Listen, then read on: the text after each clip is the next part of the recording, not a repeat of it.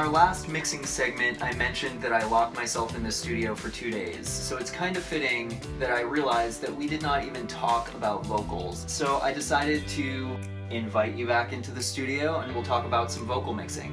So it's really important, especially in a song like this, to have a really, really perfect vocal, but not quite perfect, if that makes sense. So this was a challenge for me, both vocally and also getting the effects right. I'm gonna just walk you through what the soloed vocal of the verse sounds like. Here we go.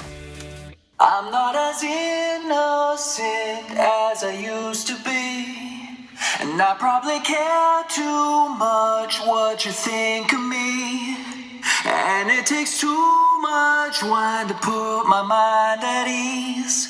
I know.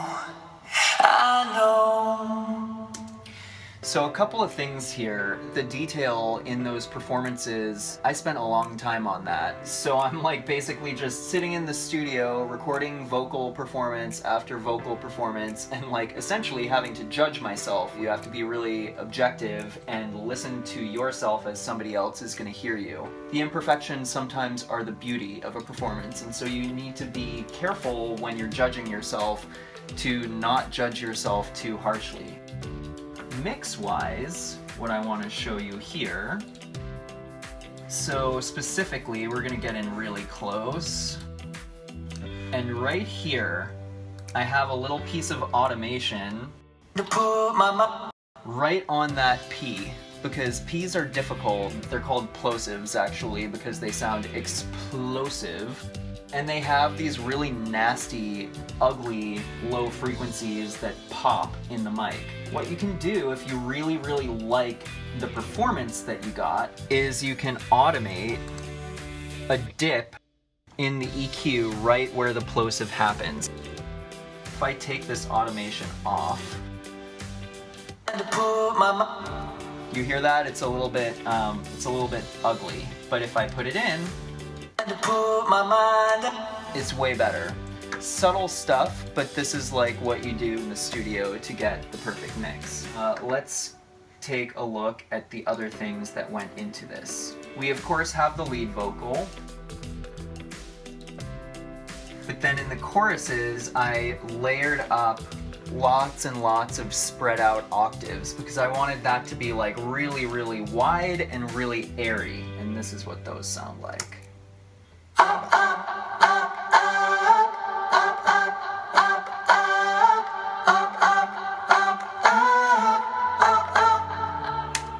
And you'll notice there's some slight delay in there. It sounds really, really out there with these when they're soloed, but when everything else is going on, it blends perfectly in the mix. And that's the other thing, you have to constantly be checking how things sit in the mix as you're doing it. Like you might want to get like your first pass at effects and stuff with things soloed out like that, but then you have to make sure that it plays nicely with everything else. We have some backing vocals in there.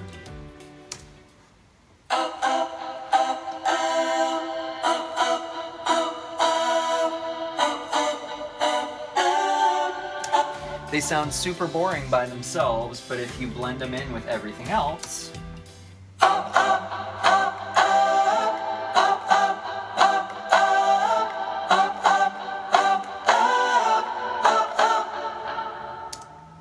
so if you listen to everything together, all I know is we gotta stand up, up,